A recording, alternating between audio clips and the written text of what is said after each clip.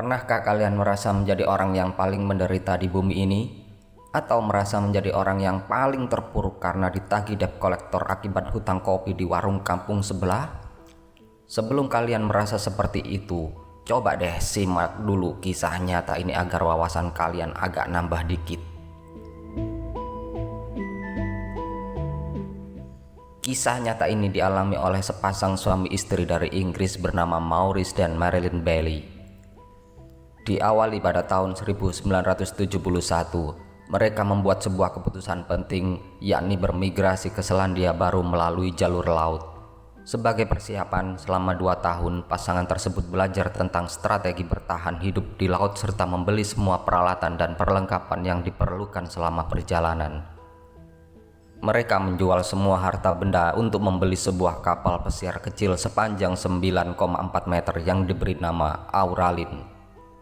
Meskipun memiliki sedikit pengalaman berlayar, mereka memilih sebuah petualangan dengan melakukan perjalanan lebih dari 14.000 mil dengan menggunakan kapal pesiar kecil. Pada awal tahun 1973, mereka mulai meninggalkan Inggris, berlayar menuju Selandia Baru. Saat mereka meninggalkan Southampton menuju Spanyol, di awal perjalanan, mereka merasa yakin bisa menghadapi semua tantangan yang telah mereka perkirakan. Keyakinan itu terbukti ketika mereka berhasil mengatasi badai yang sudah diperkirakan akan terjadi setelah meninggalkan Kepulauan Canary. Setelah mencapai Laut Karibia, mereka melanjutkan perjalanan ke terusan Panama dan menghabiskan beberapa hari beristirahat di Panama City. Setelah itu, perjalanan dilanjutkan menuju Kepulauan Galapagos. Sekali lagi, perjalanan berjalan dengan lancar, hingga pada akhirnya seekor paus sepanjang hampir 12 meter tiba-tiba muncul entah dari mana dan menabrak kapal kecil mereka. Tabrakan itu mengakibatkan kerusakan parah pada lambung kapal berupa lubang besar tepat di bawah garis air. Marilyn segera mulai menggunakan pompa air, sementara Maurice berusaha menutup lubang tersebut dengan bantal dan pakaian. Setelah beberapa waktu, pasangan itu menyadari bahwa mereka terpaksa harus meninggalkan kapal. Mereka melepaskan sekoci dan menggembungkannya, mengambil sebanyak mungkin makanan, air, dan peralatan yang ada untuk berpindah naik ke sekoci penyelamat dan menyaksikan kapal mereka dengan cepat menghilang di telan ombak tenggelam ke dasar laut. Meskipun kapal pesiar tersebut tenggelam dengan cepat, mereka berhasil memindahkan perbekalan dan peralatan ke sekoci. Di antara barang-barang yang berhasil mereka selamatkan adalah makanan kaleng, terutama kacang-kacangan, persediaan air selama 20 hari, peta, kompas, peniti, ember untuk menampung air hujan, gunting, teropong, 6 biji suar, sekotak korek api, dan sebuah tas pakaian. Sangat disayangkan, mereka tidak membawa lakban atau isolasi yang hanya seharga 15.000 sebagai perbekalan. Mereka berharap semua yang disimpan akan cukup sampai tiba di Kepulauan Galapagos. Ironisnya, sekoci mereka justru terhanyut jauh ke utara menjauhi Galapagos. Selama beberapa minggu terapung, mereka hidup dari makanan dan air yang mereka simpan. Mereka juga melihat beberapa kapal dagang, tetapi karena mereka berada sangat rendah di dalam air, mereka tidak terlihat oleh kapal-kapal tersebut. Mereka berdua telah mencoba untuk mendapatkan perhatian para pelaut di kapal dengan menyalakan suar yang mereka ambil dari peralatan darurat. Tetapi tidak ada satupun yang berhasil. Setelah perbekalan habis, situasi menjadi lebih buruk karena arus semakin menjauhkan mereka dari jalur laut yang sudah ada.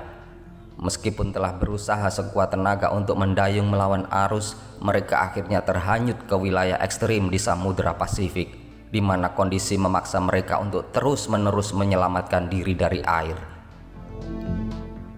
Mereka bertahan hidup dengan mengumpulkan air hujan, menangkap penyu dan burung. Mereka juga menggunakan peniti untuk memancing ikan.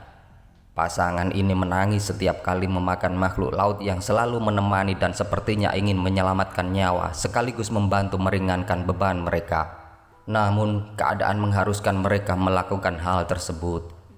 Masalah berikutnya muncul ketika alat penyelamat yang tidak dirancang untuk penggunaan jangka panjang mulai menunjukkan tanda-tanda kerusakan, termasuk kempesnya sekoci secara perlahan. Artinya, meniup skoci serta menguras air merupakan aktivitas yang tidak ada henti-hentinya, terutama pada hari-hari terjadi badai. Kesulitan ini sangat memukul Maurice, dia mulai kehilangan harapan hidup. Untungnya, Marilyn tetap bersikap positif dan keyakinannya membantu mengubah cara berpikirnya.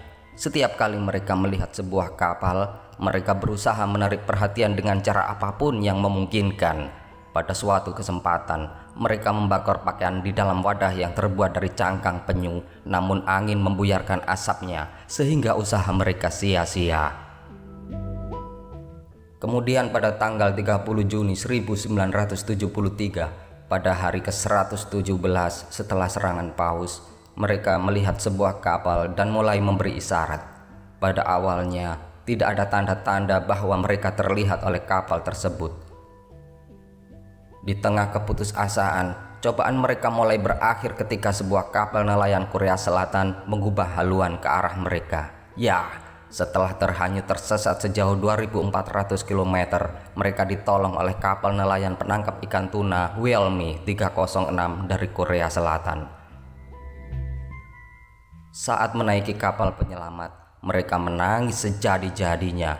Selama mengalami cobaan yang sangat berat itu, mereka masing-masing kehilangan berat badan sekitar 40 kilo, menderita mah dan anemia, kaki yang tidak dapat berjalan dengan normal, serta menderita kulit terbakar sinar matahari. Segera setelah dilakukan pemeriksaan kesehatan di atas kapal, mereka diberi makan dan dibawa ke Honolulu untuk perawatan. Maurice dan Marilyn Bailey pulih dengan cepat, dan setelah mereka merasa cukup sehat, mereka segera melakukan perjalanan ke Korea Selatan untuk mengucapkan terima kasih secara langsung kepada penyelamat mereka.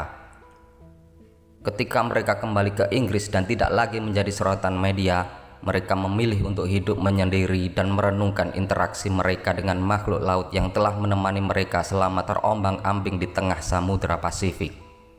Kebencian mereka yang besar karena harus membunuh beberapa hewan laut membuat mereka menjadi vegetarian. Marilyn meninggal pada tahun 2002 dalam usia 61 tahun dikarenakan kanker. Setelah itu, Maurice hidup menyendiri dalam kesepian sebagai pertapa hingga kematiannya pada tahun 2018 dalam usia 85 tahun. Kisah mereka dituangkan dalam sebuah buku dan film dokumenter yang menarik perhatian dunia, sehingga meninggalkan pesan moral bagi banyak orang untuk jangan pernah kehilangan harapan hidup. Pesan ini juga berlaku bagi kalian yang merasa kehilangan harapan hidup karena sudah gak bisa ngutang kopi lagi di warung kampung sebelah. Ingatlah, masih banyak warung-warung lainnya yang masih berdiri tegak tersenyum menanti kedatangan kalian. Jangan pernah putus asa.